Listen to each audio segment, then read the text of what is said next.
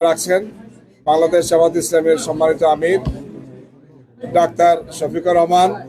এখানে উপস্থিত আছেন বাংলাদেশ খেলাফত মজলিসের সম্মানিত আমির জনাব মাওলানা মামুনুল হক, এনসিপির সম্মানিত আহ্বায়ক জনাব নাহিদ ইসলাম সহ আমাদের অন্যান্য শীর্ষ নেতৃবৃন্দ এখানে উপস্থিত আছেন।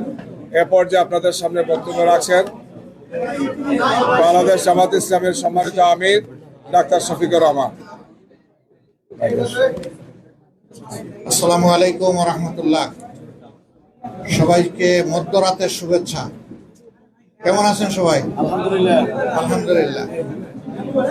আমরা আপনাদের মাধ্যমে প্রিয় দেশবাসীকে প্রথমে ধন্যবাদ জানাই যে দীর্ঘদিন পরে দেশের মানুষ দুইটা নির্বাচনে একই দিনে অংশগ্রহণ করেছে, একটি গণভোট আর একটা সরকার গঠনের জন্য ভোট। আমরা যতদূর জানতে পেরেছি, সংস্কারের জন্য যে গণভোট ছিল সেই গণভোটের পক্ষে হা ভোট বেশি পড়েছে। এই জন্য আমরা দেশবাসীকে আন্তরিক মোবারকবাদ জানাই। যদিও অফিসিয়ালি এটা ডিক্লেয়ার করা হয় নাই, শেষ পর্যন্ত কি হয় সেটা আমরা দেখার অপেক্ষায় আছি। আর সরকার গঠনের জন্য যে নির্বাচন হয়েছে সেখানে মূল প্রতিদ্বন্দ্বিতা ছিল মূলত দুইটা জোটের মাঝেই বলতে হবে। আমরা অংশগ্রহণ করেছি।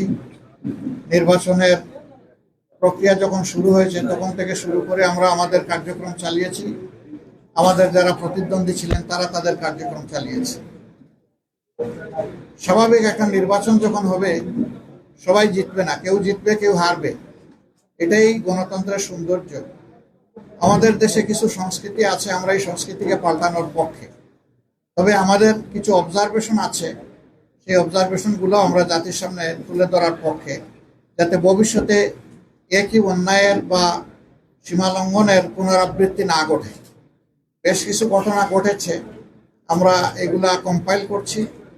আমরা আমাদের পরিসরে আবার বসবো। আজকে তো এই পরিসরে আমাদের বিস্তারিত আলোচনার সুযোগ ছিল না, কারণ এখন পর্যন্ত বেশ কিছু আসনে আমাদের জানা মতো আমরা এগিয়ে আছি এবং গণনাও কমপ্লিট। কিন্তু স্থানীয়ভাবে যারা রিটার্নিং অফিসার আছেন তারা ঘোষণা দিচ্ছেন না, ঝুলিয়ে রেখেছেন। আমরা বুঝতে পারছি না এটা কেন। মাঝখানে আবার ওয়েবসাইটে হঠাৎ করে দেখা গেল যে কে কতটা আসন পেয়েছে সেইটা দেওয়া হলো, মাঝখান থেকে উদাও হয়ে গেল, আবার নাই। আমাদের লোকদেরকে বসিয়ে রাখা হলো দীর্ঘ সময়।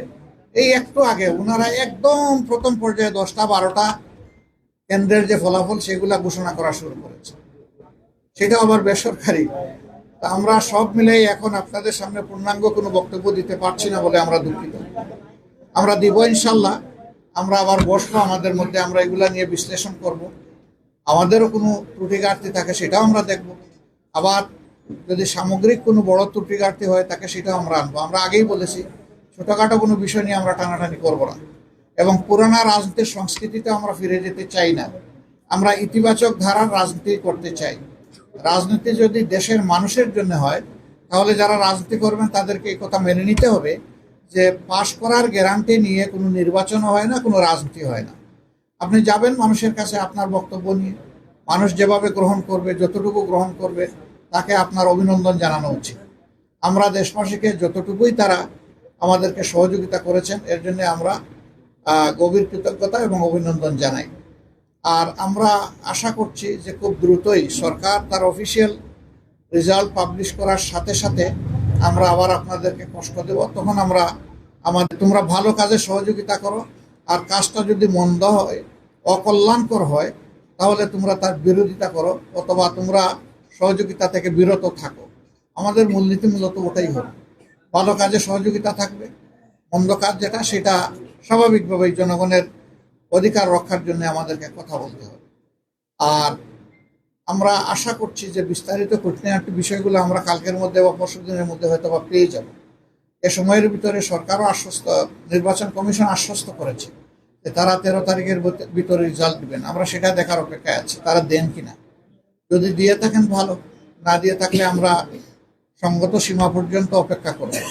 কিন্তু এই যে কিছু আসনে ইঁদুর বিড়াল খেলা, এমনকি ঢাকা 8 আসন এখনো ঝুলে থাকবে কেন, সেখানে কি হচ্ছে এটা আপনারা সাংবাদিকরা জানেন।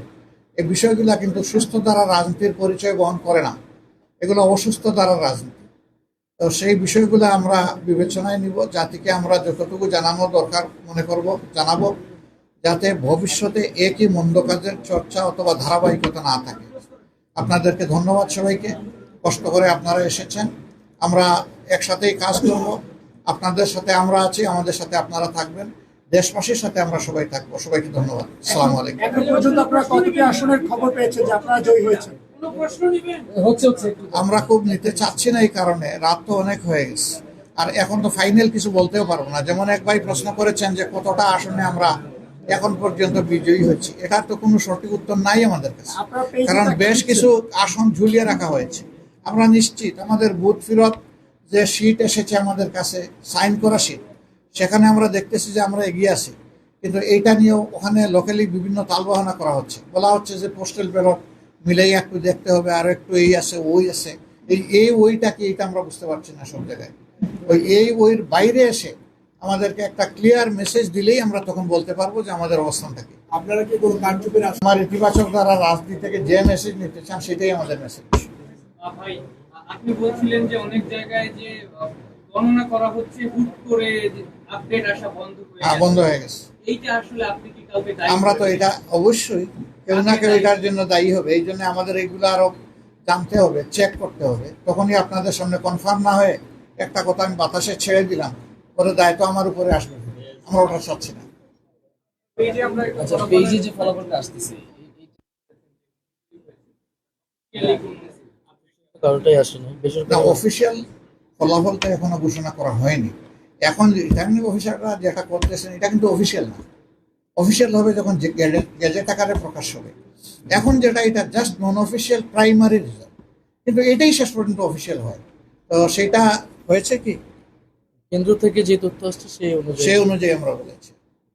আপনারা পরবর্তীতে যে আসলে মতামত দিবেন, সেই সময়ে যদি অনেকগুলো আপনাদের সাথে অসঙ্গতি থাকে, তখন কি বলে আদৌ কি কোনো লাভ হবে কিনা? মানে আপনারা এক ধরনের লাভ লসের ব্যাপার না, আমরা তো সত্যটা তুলে ধরবো, এবং তখন ওনাদের ফল ঘোষণাই কিন্তু চূড়ান্ত হবে না। তখন আমাদেরকে অন্য দায়িত্ব আমাদের উপর পড়ে যাবে, ওইটা আমাদেরকে করতে হবে। তো আমরা চাই না এটা, আমরা চাই জনগণের রায়ে যেটাই হোক এটা যেন সঠিকভাবে আমাদের সামনে আসে। আমি যখন ওইটাই বলছি যে আপনারা তো ধরেন বলতেছেন যে সবকিছুর পরে আপনারা জানাবেন, কিন্তু এখন যেসব কেন্দ্রগুলোতে আপনারা আপনাদের তথ্য অনুযায়ী আগানো আছেন, কিন্তু সেইগুলো নানা কারণে ফল ঘোষণা করতে বিলম্ব হচ্ছে, সেই ব্যাপারে আপনারা কার্যকর কি পদক্ষেপ নিচ্ছেন? ঘোষণা দিয়ে দিলে তো আসলে না, কোনো আমরা কিছুই তো না। তাদের সাথে যোগাযোগ রাখছি, সংশ্লিষ্ট লেভেলে রিটার্নিং অফিসার যারা, ওখানে আমাদের লোকরা বসা আছে। আপনি রেজাল্ট দিবেন না কেন? রেজাল্টের শিট আপনার হাতে এসে গেছে, আপনি কেন এটা পেন্ডিং রাখবেন? তো এই জিনিসটাই তো বলছিলাম যে ওই চলতেছে, ওইটা আমরা সমাধান চাই। এটা সমাধানের পরে ইনশাল্লাহ আমরা দেখব।